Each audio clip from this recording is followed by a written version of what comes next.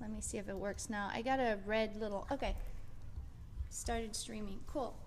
Hello everyone and welcome to the Underground Network, broadcasting live from Los Angeles, California. We are broadcasting simultaneously for the first time on Meerkat. This is an awesome platform. So people who don't know about this app should definitely try it out. Just download the app, Meerkat app, and you can just go live instantly. It notifies people who do have the app already on Twitter. It notifies them, and basically you can, okay, that's cool. I'm getting a second camera. It's gonna fall. So you can, okay, I think it's good where it was. I think it was better where it was. That's cool. No, it's gonna follow me. It might. Okay. All right. If you hear, okay, thanks. Thank you for your help. Oh, okay. I'm being distracted here. So download the app, Meerkat app, and it's pretty cool because you can go live wherever you may be, and it's great. So this is a political show for those watching for the first time. It's a political show, and it's a daily show. It broadcasts at 10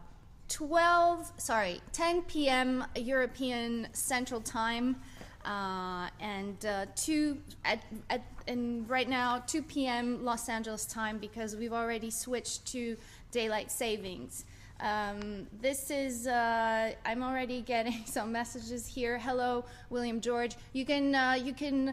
So this is Underground Network. What is Underground Network? It's a platform where people can get their democracy back by voting and by asking their politicians, telling the politicians the way they want them to vote, and also following up with the way the politicians do vote on bills. So every week a legislation shows up on your phone and you're asked to vote yes or no on this legislation. A video is showing you basically what the legislation is about in really simple terms, a short video, and then you're asked how you would vote on such a law, yes or no. Once you vote, there is a person, we could call him a lobbyist for the people, who is on the ground in DC. There's that person who takes your votes and goes to the government, goes to Washington DC, because it's going to start in the States. He goes to Washington DC and tries to follow the politicians who propose the law, who propose the law, or who submit the legislation. And cameras are following the lobbyists. So basically, we are able later on, through the app and through an actual TV show, we are able to follow if the politicians are doing what we want them to do. So basically, it is for those of you who know, it's Jon Stewart slash John Oliver, but with follow through. You're able to see if the politicians are doing what you want them to do. And later on, when the time comes and they are expecting your vote, you will either you'll either support them or punish them for their actions, for their deeds. So this is what it is. This is what Underground Network is. But apart from that, there's the whole component, social component to the app, and a lot of content, because everybody will be able to have a voice through the app, and will be able to tell the politicians how they feel about different matters. So this is what the Underground Network is on a federal level. It starts in America. It will spread to the world. It can be used on a local level. It could be used in Europe. It could be used in different countries like Italy, like Greece, like France, anywhere. Even whichever country has some sort of does not persecute its people for voting. So that's Underground Network, and it will be launching soon. a lot of people are watching on Meerkat. Again, for my friends on YouTube who have been watching this show, try to download this app. It's pretty crazy. So hello to my friend William, Anna, and Maria. And Maria said she has not been sleeping today because she's been sleeping for the past days, I guess. Okay, so I will be talking about the schizophrenia of the new Greek government.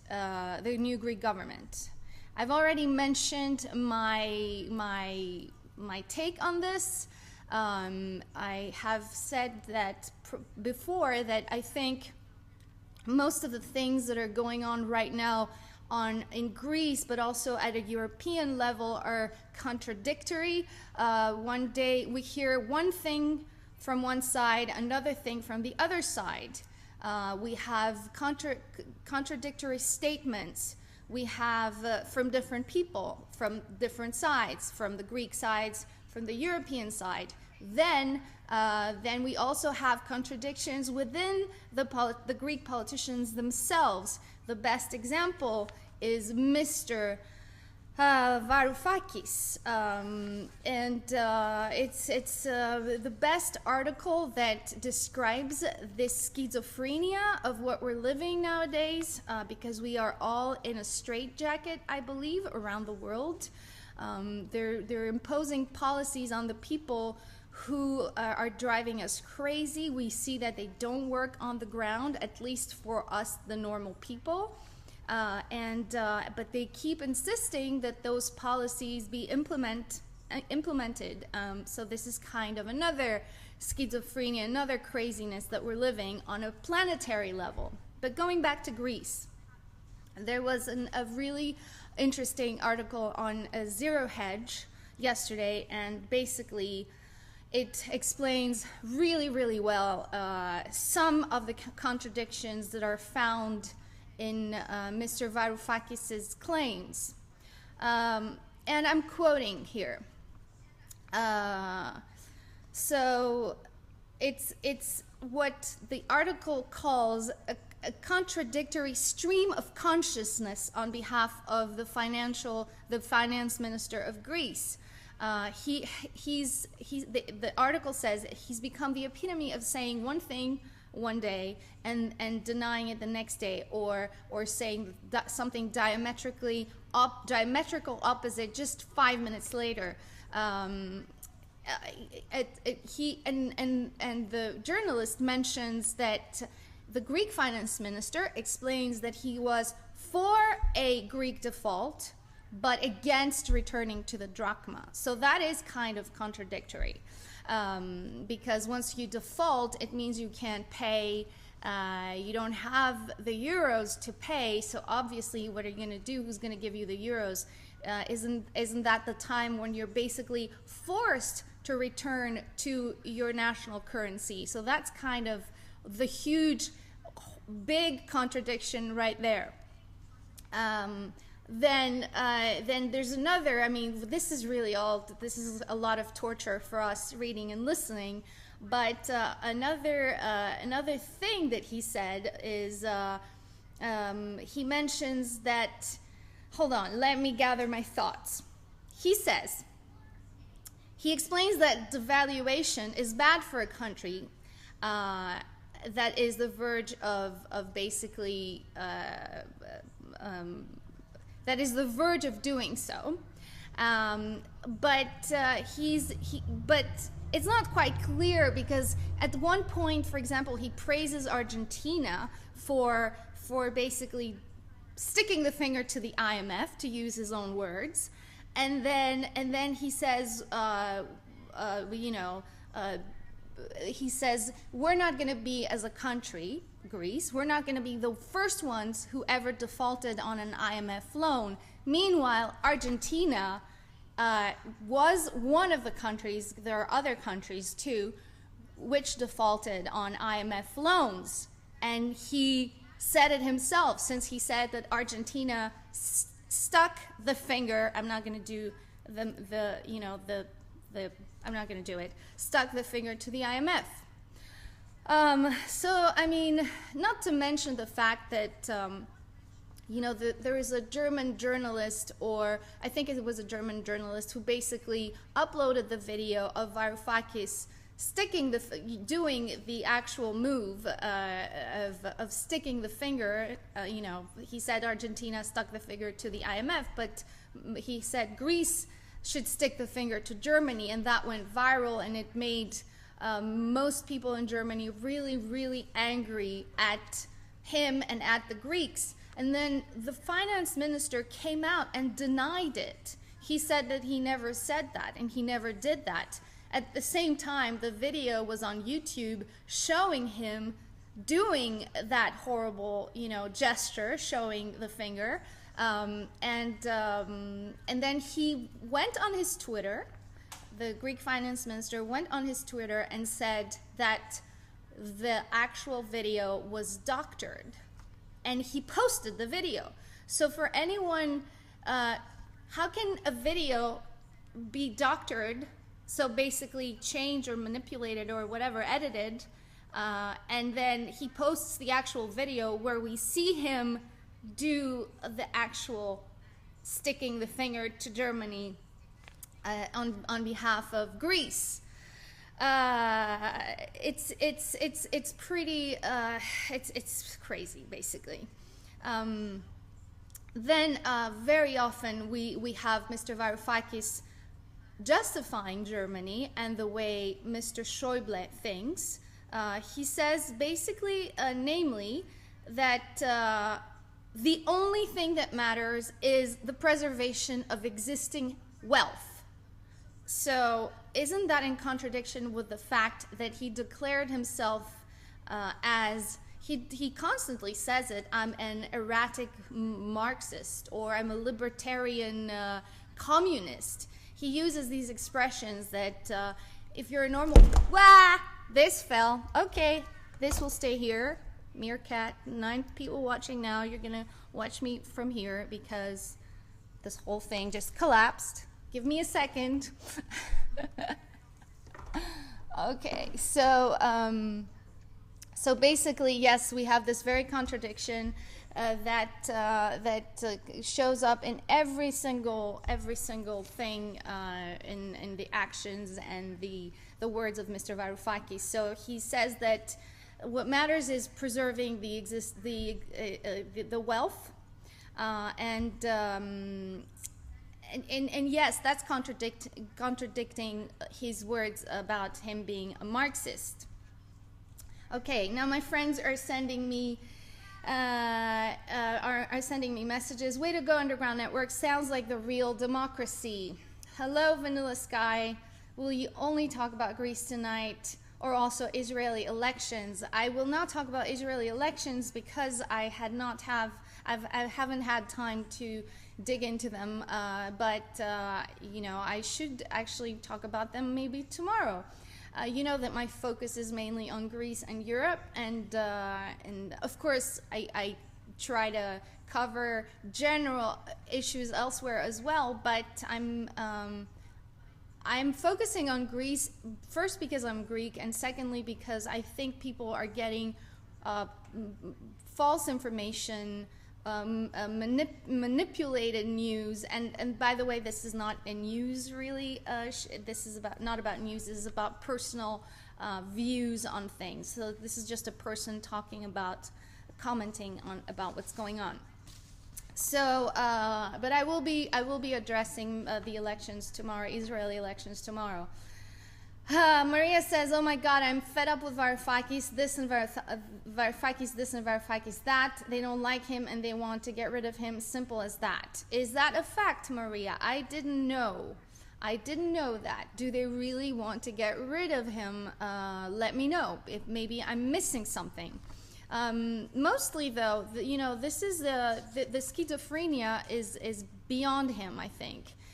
It's the contradictions are more general, and they are at a larger scale in as far as they're not only limited to the Greek finance minister, they are spread around the party.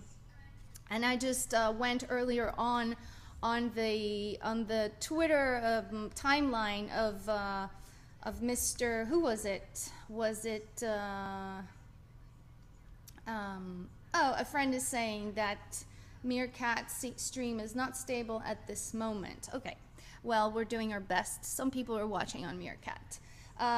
So I think the contradictions are spread all around the Greek government. Earlier on, I was on the timeline of Mr. Lafazanis and other members.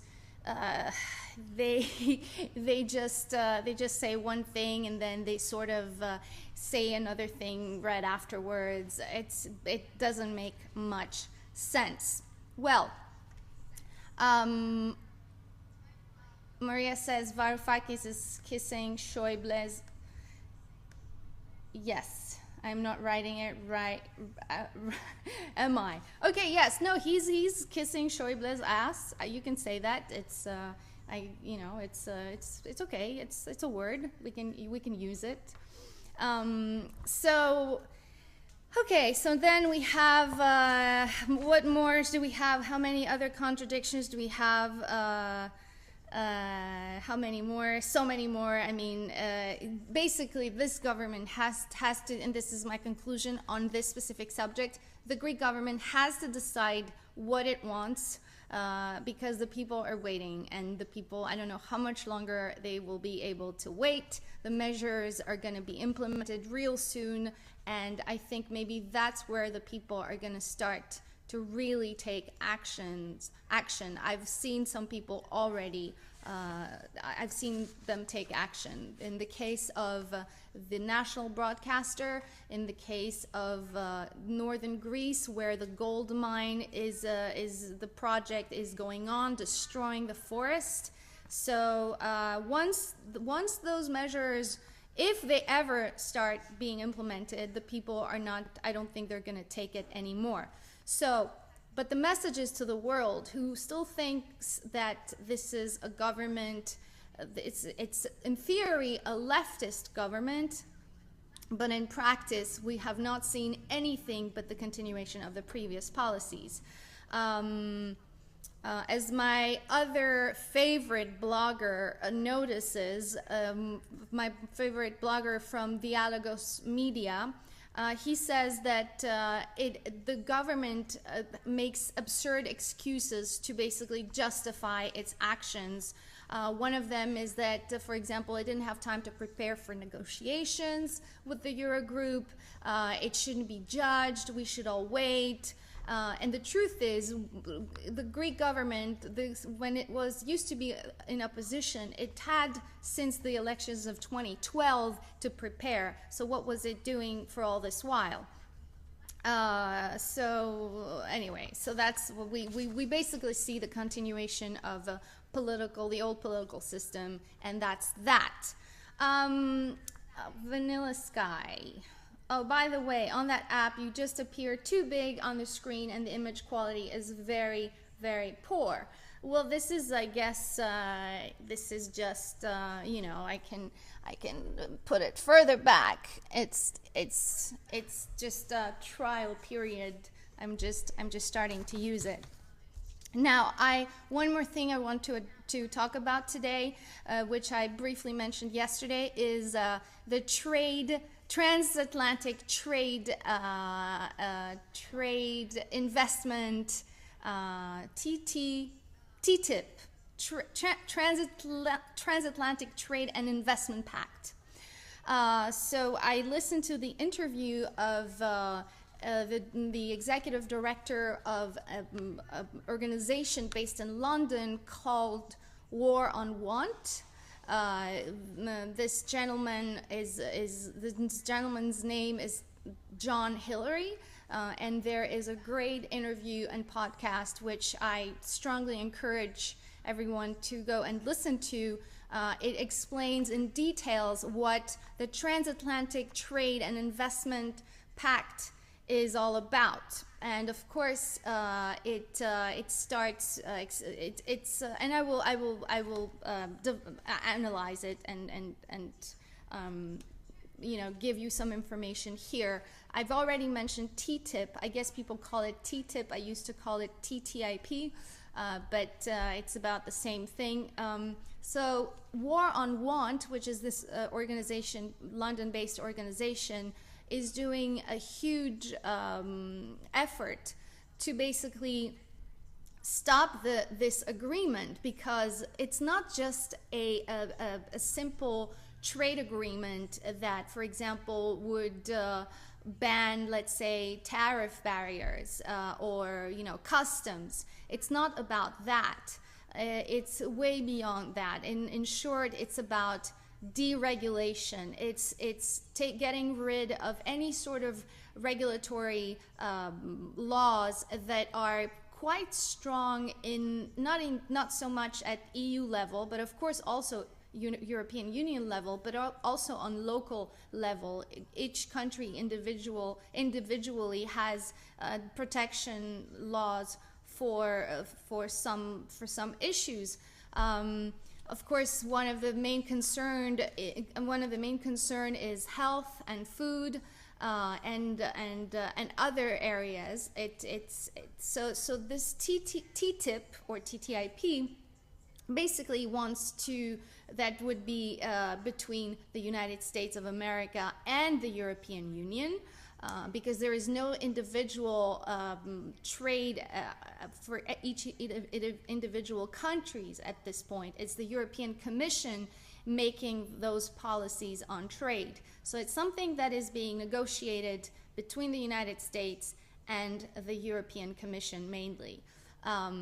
What is this? So, of course, doing a massive deregulation at all levels, starting, as I said, with food, but also healthcare, health sector, education, privatization, from utilities, water, to transportation, transports, railway companies, to even copyright laws. So it has a really, really large area of action. And this treaty, the TTIP or TTIP, has been the negotiations started very drastically back in 2013, and there was a ban. There was any sort of they put a ban for 30 years. That for 30 years nobody can have access to some of the legislation of this treaty. So basically, nobody can really know what this TTIP is all about. There's a great deal of secrecy surrounding the treaty. So the citizens of Europe, the peoples of Europe, cannot just go online. There's no transparency and see for themselves what TTIP is all about. And not only that, even the members of parliament, members of European Parliament, members of national parliament know very little about it. But even members of the European Parliament, if they want to read what's being negotiated and what the treaty is really about, they have to go in a room where they have to sign papers that they're not going to leak anything to the public at large, and to prevent any leak, they have those members of the European Parliament sign the actual papers that is being given to them, and there are secret codes on the paper. That way, if there's any leak of any sort, they can trace the person who leaked the information. So John Hilary, in this interview on TTIP, mentions Stalinist Soviet Union regarding these practices. He said, we haven't seen such practices since those days, because imagine if that's the democracy that we're getting at the European Union level, it's pretty it's I don't know, it's not very it looks like it's not transparent, profoundly anti-democratic, and against the people, because it's about us and our lives. So one of the main danger of this treaty, except for affecting our health, the food that we eat, because as we know, the United States have completely different legislation. 70% of the food in the United States is genetically modified, the food that you find in the supermarket. And in Europe, it's not the case. It's protected. It's somehow still today still protected. And they want to get rid of this. They want the agriculture, the American Ministry of Minister of Agriculture said that, you know, if you want, you can't prevent businesses from doing business in Europe just because you don't want genetically modified food. He said this is the right of corporations to go into a market and sell their products, which is complete nonsense. But one of the main really, really important issues about TTIP is that it basically creates what's called, I don't remember the exact name, but basically it's special courts that are outside of any judicial system, national judicial system of individual countries, where corporations, multinational corporations, can go to if they feel that any given government is an obstacle to their profits, to their quarterly profits. Basically, if they feel that they're not making enough profits, they can go to this court, and it's a specially designed court, which is, I guess, above and beyond every country. So we can completely forget about countries and sovereignty or judicial system, national justices in every country, because there is this special court where's the sort of an arbitration, and the corporations can go to and sue the governments. This is a huge problem because usually the corporations are always being given,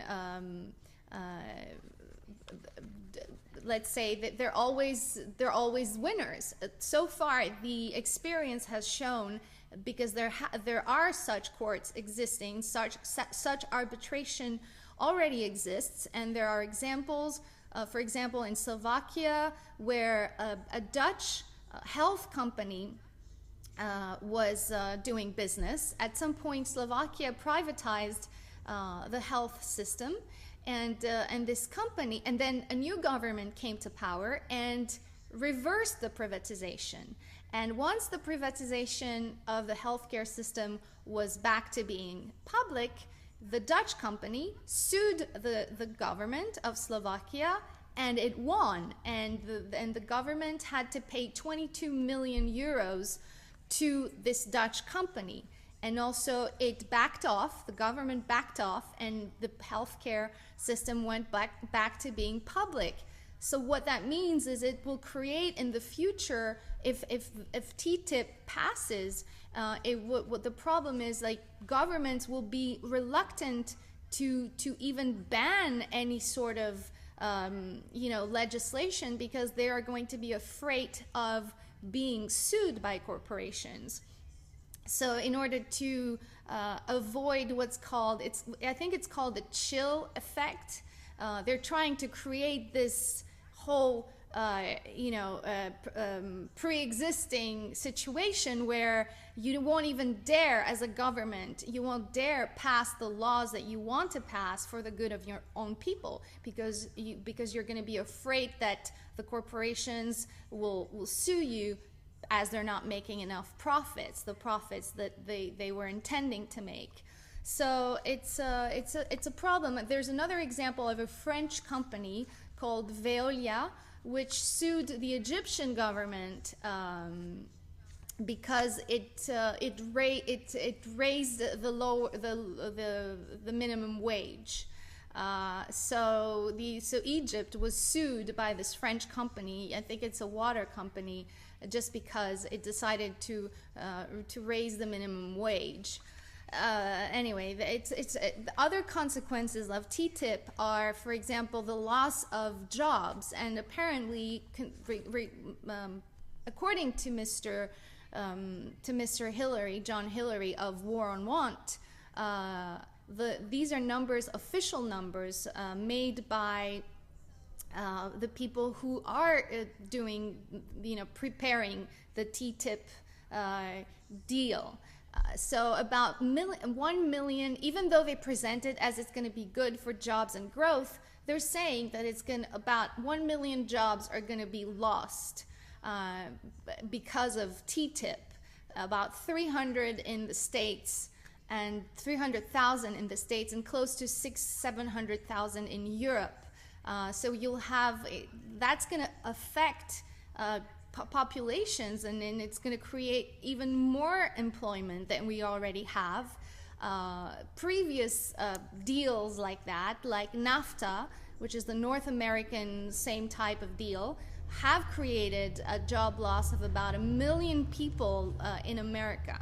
So, and many, many other areas that are going to be affected. Of course, healthcare and education, as we already know about those cuts made in public sector, public education, of course, healthcare. This is going to intensify all those facts. So the people in Europe should get informed and should join such organizations and become more active and stop the transatlantic trade and investment pact before it's too late. Of course, the War on Want is mentioning that this has started back in the 90s. It had a different name, so they've been trying to pass this sort of deregulation for a couple of decades now, but they never managed to go through. And right now, as soon as the European Commission sort of addressed itself to the people of Europe, it received about 150,000 letters saying that we don't want TTIP from the citizens. So after it received that's a massive number, 150,000 letters. After it received those letters, it just said, "Oh, but we're not talking to, we're not accountable to you. We're accountable to national parliaments." So basically, they just turned their head and just said, "Oh, we're not talking to you, the people, because we only talk to the national parliaments," which it's easy for the parliaments. It's easier for the European Union through usual ways to convince parliaments and politicians and to ratify such a treaty. Anyway. Let me get back to some of your messages, and I will be leaving you in a few minutes. Okay, so yes, you guys are discovering probably Meerkat. Some of you are still watching, 10 people watching on Meerkat. Get your grease on. Cat Mood's happening now.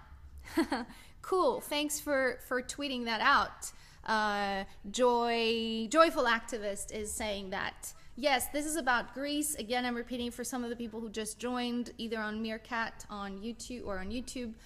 This is about Greece, and it's a daily encounter with you guys. So, sorry, let me go back to your messages right now. Anna says, I think Lapavitsas has a point. So going back to Greece, the opposing voice in Greece is Lapavitsas, who thinks that there is no, he believes, and that was his position for the longest time. He changed for just a little bit prior to the election, but Mr. Lapavitsas was a member of the Greek parliament, and he's a member of Syriza.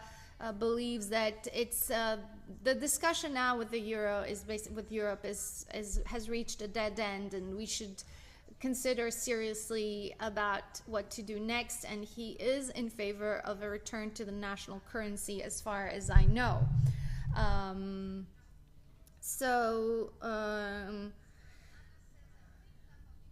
My friend Vanilla Sky said, as an American, you should be agreeing with TTIP. It's good for the US. No, it's not good for the US. As far as I've read, I'm not a know-it-all. I'm just trying to get informed. It looks like about 300,000 people are going to lose their jobs. Oh, if you're talking about American corporations, I'm sure TTIP is good across the board, either for US corporations or for European corporations. But I'm only focusing on the people here. So it's not.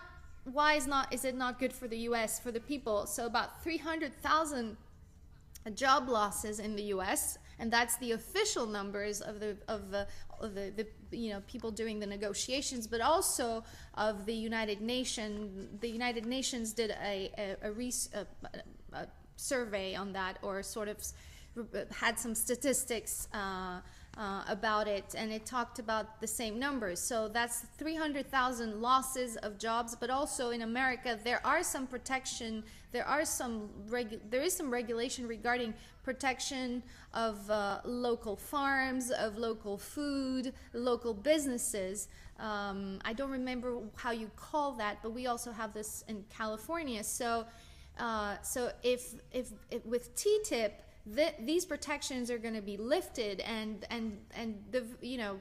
those products in some areas, in some states that are being protected. For example, you cannot import, let's say, corn. I'm just giving an example. I'm not even sure this is for which state this is valid, but I think you have to, once you're in need of, let's say, corn, you're allowed to import. So it has some protection for the local businesses. Like, you have to first favor your own local products before you import. So, and that's very frequent. That's going on in many states in the States. In the US, but so it's not good for local businesses and mom and pop, and for food and for workers. Again, it's good across the board for multinational corporations. So Vanilla Sky is telling me, as a Greek, you should not care. As an American, well, let me clarify on this. I don't have, even as a Greek, there's no such thing for me. It's as I'm talking as a person, and I'm all for the support of every person, every human being on the planet. So it's not a matter of nationality if I support something or not. I'm trying to be, as objective. There's no objectivity in a subjective view, but I'm definitely not approaching any issue according to whether I'm Greek or not, or whether I'm American or not. So that's a little clarification. Anna says, Monsanto will be everywhere. Our only solution would be to move to Russia, where GMOs are banned. Yes, I know that Russia's GMOs are banned. I think the previous Greek government, with its own initiative, the law that, because right now GMOs are banned in the EU, but I think it is left into individual countries to choose if they will allow imports of of genetically modified products. And I think it's the Greek government who actually initiated this proposal in the European Parliament very recently. The previous government, not this one, Mr. Samaras' government.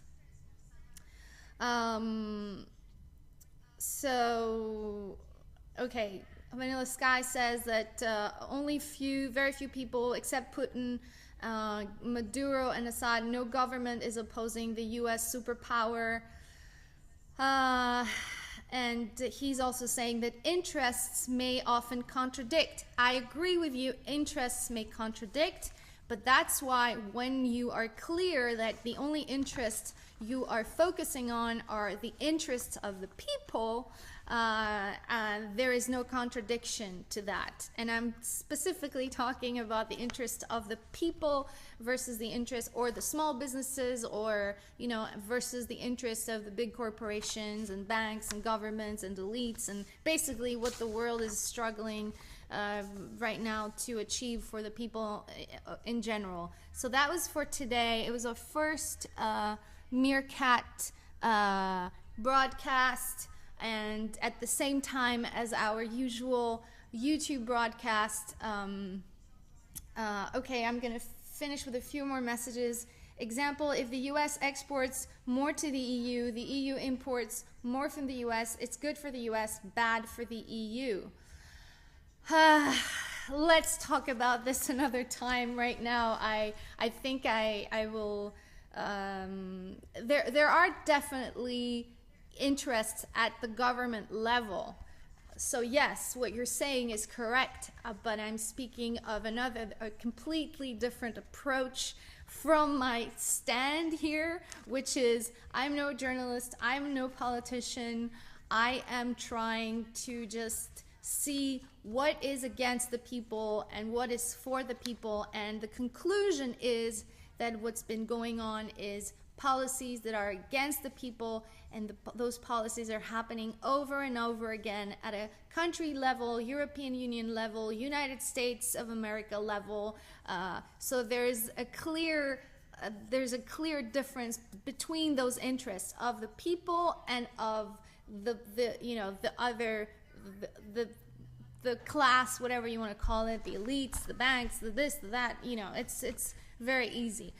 It makes things very simple when you look at it from the people's standpoint. You don't have to go, at least I don't feel I have to go into geopolitics, geopolitical issues to know what's good for the society, for the people and their well-being, their health, and for the environment too, because one thing I didn't mention is the destruction and the gas emission, that repercussions that TTIP will have. It will also, it is said to be encouraging fracking in a way. So it has huge consequences for all these areas of our daily lives. So we, the people, have to, you know, sign whatever we can, join and learn what those treaties mean for us, and basically be active and know what's going on, because before it's too late. That was my point.